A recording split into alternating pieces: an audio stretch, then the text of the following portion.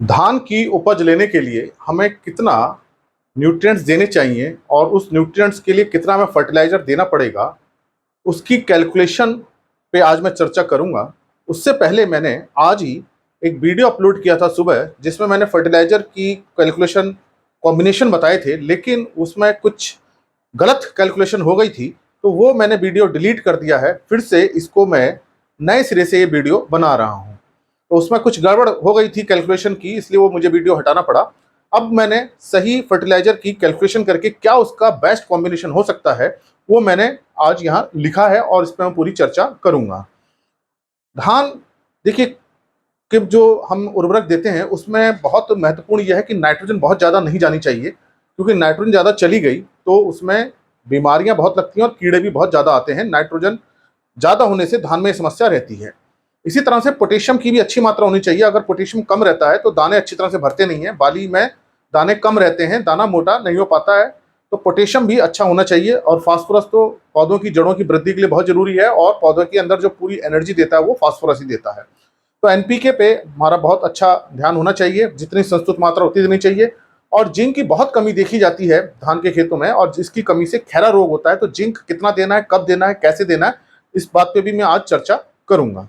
तो यहाँ जो मैंने उर्वरक माने हैं कि हमारे पास क्या क्या उर्वरक हो सकते हैं, और उसको हमें रोपाई के समय कितना देना है और खड़ी फसल में कितना देना है, और 1 एकड़ के लिए जो मात्रा है वो मैंने यहाँ लिखी है, वो अभी मैं डिस्कस करूंगा। उसके बाद धान की अवधि क्या है, कितनी जल्दी पकता है। अगर जल्दी पकता है तो न्यूट्रिएंट्स और फर्टिलाइजर में कम देने पड़ते हैं। सामान्य अवधि है तो थोड़े फर्टिलाइजर बढ़ानी पड़ती है। और अगर संकर दाने हाइब्रिड है तो उसमें पोटेशियम और नाइट्रोजन थोड़ा ज्यादा देना पड़ता है, उस पर भी मैं चर्चा करूंगा। तो पहले ये मैंने लिखा है 120 दिन से कम जो प्रजातियां पकती हैं उसके लिए ये मैंने फर्टिलाइजर डोज लिखी है। उसके बाद जो 120 दिन से ज्यादा पकती हैं, 130 दिन में, 135 दिन में, और हाइब्रिड राइस में कितना पड़ेगा, इस पर भी मैं चर्चा करूंगा। तो पहले इसको जानते हैं कि ये जो ऐसी वैरायटी है जो हमारी 4 महीने में पक जा रही है, 120 दिन तक पक जा रही है, तो उसके लिए हमें कितना फर्टिलाइजर देना है, रोपाई में कितना देना है 1 एकड़ के लिए।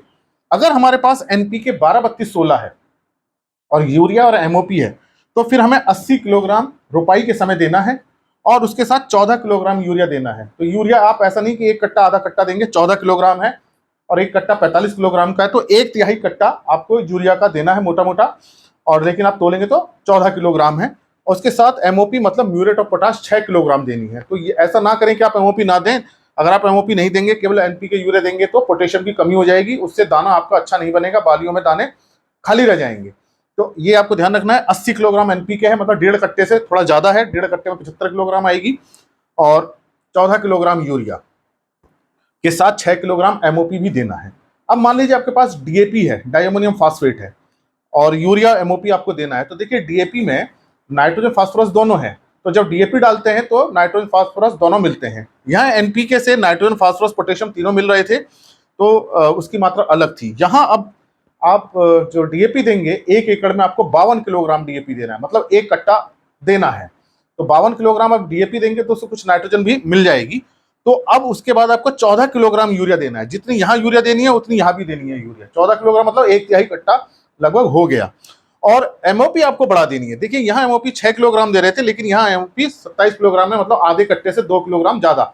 1 कट्टा 50 किलोग्राम का है, तो आपका 27 किलोग्राम आप एमओपी देंगे। तो आप ध्यान रखिए कि यहाँ एनपीके 80 दे रहे हैं और यहाँ डीएपी 52 दे रहे हैं, लेकिन यूरिया बराबर है, लेकिन एमओपी की डोज में अंतर है। तो आप इस बात को नोट कर लीजिए, डायरी में नोट कर लीजिए कहीं पे, ताकि आपको एक कैलकुलेशन याद रहे। अगर आप एसएसपी देते हैं, सिंगल सुपर फास्फेट दे रहे हैं खाद, तो देखिए सिंगल सुपर फास्फेट में फास्फोरस है, कैल्शियम है, सल्फर है, इसमें नाइट्रोजन और पोटेशियम नहीं है। तो यहाँ हमारी यूरिया और एमओपी अलग अलग कैलकुलेट होगी। तो 150 किलोग्राम एसएसपी आपको देनी पड़ेगी, मतलब कि 3 कट्टे, 50 किलोग्राम का कट्टा है तो 3 कट्टे आपको 1 एकड़ में देना पड़ेगा। उसके बाद यहाँ देखिए यूरिया आपको बढ़ानी पड़ेगी। यूरिया 35 किलोग्राम देनी है। 1 कट्टे में 35 किलोग्राम 45 होती है, तो पूरा कट्टा नहीं डालना है, 10 किलोग्राम रोक लेना है। ये बड़ी इंपॉर्टेंट बात है नोट करने की, कि ये 35 किलोग्राम है, 45 नहीं है। तो पूरा कट्टा ना डालें, ज्यादा नाइट्रोजन चली जाएगी, उसमें बीमारियां लगने का ज्यादा संभावना है, नुकसान होगा, फायदा नहीं होगा। और यहाँ पोटेशियम आपको बराबर ही रखना है। इसको यहाँ पे देखिए, यहाँ पे यूरिया की मात्रा बराबर थी, यहाँ पे एमओपी की मात्रा बराबर है म्यूरेट ऑफ पोटाश की। तो ये आपको नोट रखना है कि एनपीके के साथ क्या कॉम्बिनेशन है, डीएपी के साथ क्या कॉम्बिनेशन है, और एसएसपी के साथ क्या कॉम्बिनेशन है। तो ये जो कॉम्बिनेशन निकाले हैं ये 120 60 40, 120 किलोग्राम नाइट्रोजन, 60 किलोग्राम फास्फोरस और 40 किलोग्राम पोटाश। तो ये जो कॉम्बिनेशन है 120 60 40 के कॉम्बिनेशन से इसको निकाला है। तो ये आपको देना है। उसके बाद खड़ी फसल में जो आपको देना है 30 दिन पे और 50 दिन पे देना है। 25 से 30 दिन पे दे दीजिए, 45 से 50 दिन पे दे दीजिए।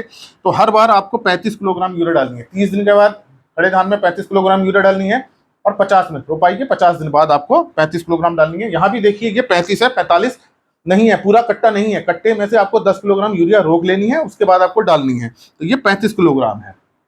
इस बात का आप ध्यान रखें। ये कौन सी प्रजाति के लिए है? जो जल्दी पक जाती है।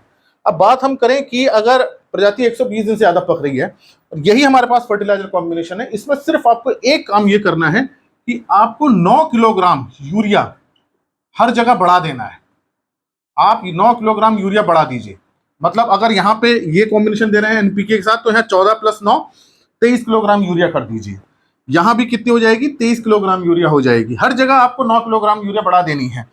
यहाँ पे कितनी हो जाएगी? 35 और 9 44। मतलब अब यहाँ एक कट्टा आप डाल सकते हैं। 40 किलोग्राम यूरिया है तो पूरा एक कट्टा डाल सकते हैं। तो आपको एक कट्टा कहाँ डालना है? जो 120 दिन से ज्यादा पकती है उनमें डालना है। अगर जल्दी पक रही है तब आपको एक कट्टा नहीं डालना है। तो 35 में 9 जोड़ देंगे तो 44, तो मतलब एक कट्टा यहाँ डाल सकते हैं। फिर इसको में भी 9 जोड़ना पड़ेगा, तो मतलब कितना हो गया? 45 किलोग्राम आपको, 44 किलोग्राम आपको 30 दिन बाद डालनी है, मतलब एक कट्टा, और फिर एक कट्टा आपको 50 दिन बाद डालना है 44 किलोग्राम। तो ये समझ में आ गया होगा आपको। पहले आप इसको नोट कर लीजिए। सिंपल सी बात यह है कि अगर वैरायटी 120 दिन ज्यादा पक रही है तो जहां यूरिया है वहां यूरिया में आप 9 किलोग्राम बढ़ा दीजिए। तो वो शेड्यूल आपका बिल्कुल ऐसा रहेगा। एनपीके उतना रखना है, डीएपी भी उतना रखना है, एमओपी भी उतना रखना है। क्योंकि इसका जो होता है 150 60 40 होता है। यहाँ पे हम देखें तो इसमें केवल नाइट्रोजन बढ़ती है, फास्फोरस भी 60 है, यहाँ भी 60, यहाँ 40 पोटेशियम, केवल नाइट्रोजन बढ़ी है। 30 किलोग्राम प्रति हेक्टेयर की नाइट्रोजन बढ़ जाती है। उस कारण से 9 किलोग्राम यूरिया प्रति एकड़ हम बढ़ा देते हैं। ये आपको समझ में आया होगा। अब अगर संकर की बात करें तो देखिए संकर में क्या होता है? 150 किलोग्राम नाइट्रोजन, 60 किलोग्राम फास्फोरस और 60 किलोग्राम पोटेशियम, ये कॉम्बिनेशन रहता है। तो इसका मतलब हमें इसके साथ यहाँ देखिए 120 से 150 नाइट्रोजन उसको बढ़ाना पड़ेगा, 40 से 60 किलोग्राम पोटाश हो गया वो भी बढ़ाना पड़ेगा। तो इसमें आपको क्या करना है? 9 किलोग्राम तो यूरिया बढ़ा देनी है जैसे इसमें बढ़ाई थी, क्योंकि 150 नाइट्रोजन है तो 9 किलोग्राम यूरिया यहाँ बढ़ाई थी, तो 9 किलोग्राम यूरिया आपको यहाँ पे भी बढ़ा देनी है। और आपको चूंकि पोटेशियम बढ़ रहा है, जो हाइब्रिड राइस है पोटेशियम की ज्यादा जरूरत होती है, स्टार्च ज्यादा बनता है, स्टार्च बनाने के लिए पोटेशियम ज्यादा चाहिए। अगर आप पोटेशियम कम रखेंगे हाइब्रिड राइस में तो आपकी उपज उतनी अच्छी नहीं आएगी, तो आपको पोटेशियम बढ़ाना पड़ता है। तो यहाँ आप 13 किलोग्राम एमओपी बढ़ा दें।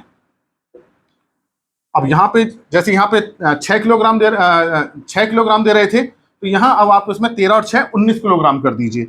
यहाँ पे कितना हो जाएगा? 40 किलोग्राम एमओपी हो जाएगा। यहाँ भी 40 किलोग्राम एमओपी हो जाएगा। तो ये इसका शेड्यूल है। ये बेस्ट फर्टिलाइजर कॉम्बिनेशन की कोशिश करी मैंने बनाने की, और उसके साथ अगर अवधि ज्यादा है तो 9 किलोग्राम यूरिया हर जगह जोड़ देनी है जहां जहां यूरिया है, और अगर संकर है तो 9 किलोग्राम यूरिया के साथ आपको 13 किलोग्राम एमओपी जोड़ना है। तो ये तो बात हुई एनपीके की। बात करें जिंक की, क्योंकि जिंक की बहुत ज्यादा समस्या आती है, खासतौर से जहां पे पीएच 7.5 से ज्यादा हो रही है, 7 से ज्यादा हो रही है, एल्कलाइन है, भूमि में अगर साल्ट है, तो जिंक की बहुत समस्या आती है।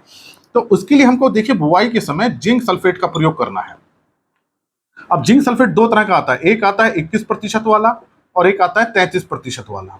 अगर आपके पास 21% वाला है तो आपको ये डालना है 10 किलोग्राम प्रति एकड़, बुआई के समय डालना है।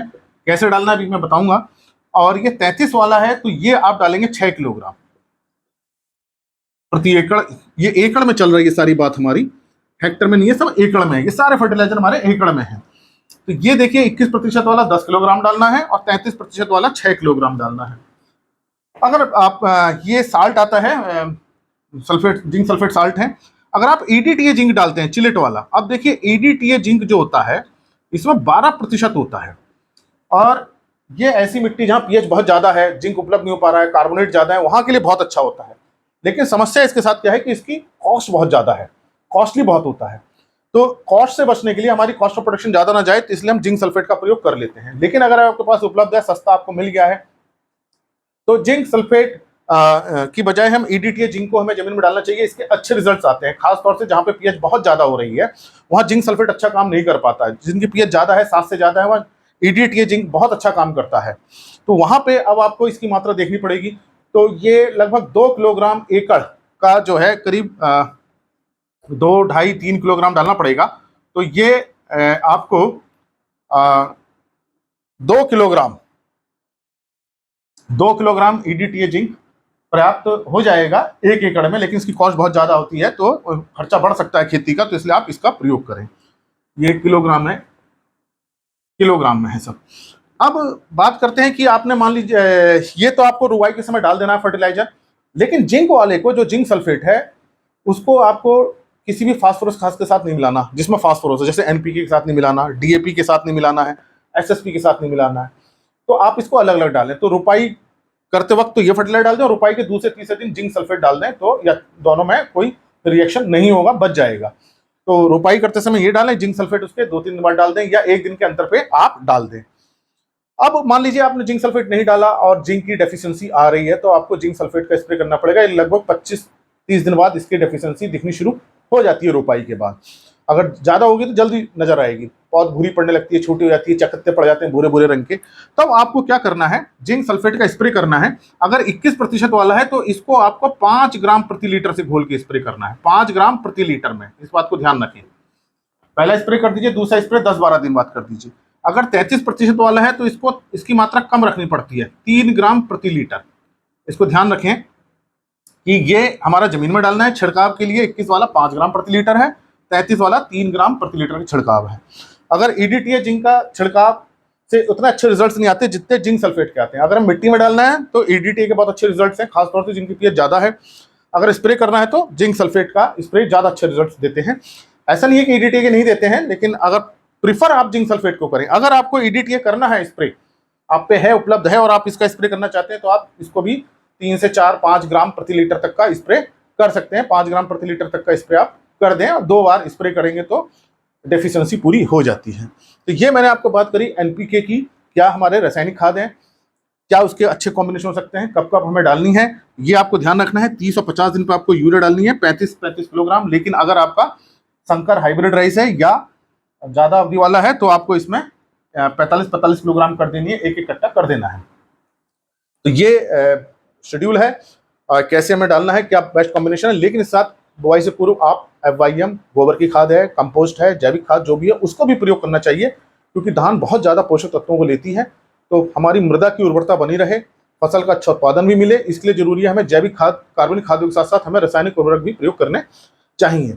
तो ऐसा नहीं है कि इन खादों के साथ आप FYM का प्रयोग नहीं करेंगे, कंपोस्ट नहीं करेंगे, आप उनका भी प्रयोग कीजिए। और लेकिन ये मैंने आपको बताइए कि जो डोज है, उस डोज के हिसाब से क्या इसका शेड्यूल है, इसको समझना जरूरी है कि 120 दिन वाली के लिए 120-60-40 NPK है, 120 दिन से ज्यादा के लिए 150-60-40 और हाइब्रिड के लिए 150-60-60 का NPK की रिक्वायरमेंट के हिसाब से ये कैलकुलेशन है। तो इनको आप नोट कर लीजिए। आप जब नोट करेंगे तो आपको लिखा रहेगा तो आपकी कैलकुलेशन में आसानी होगी। आप इस बात पर जरूर ध्यान दीजिए कि नाइट्रोजन आपकी ज्यादा नहीं जानी चाहिए। ज्यादा नाइट्रोजन से लॉजिंग भी होगी, आपकी फसल गिर जाएगी, बीमारियां बहुत आती है नाइट्रोजन के अंदर और कीट भी ज्यादा लगते हैं। और पोटेशियम आपको कम नहीं करना है, पोटेशियम जो मात्रा बताइए वो आपको जरूर देनी है, तभी आपकी जो उपज है, दानों की उपज बहुत अच्छी मिलेगी। इन वीडियोस को लोगों के साथ शेयर करें और अगर चैनल सब्सक्राइब नहीं किया तो सब्सक्राइब करें। धन्यवाद।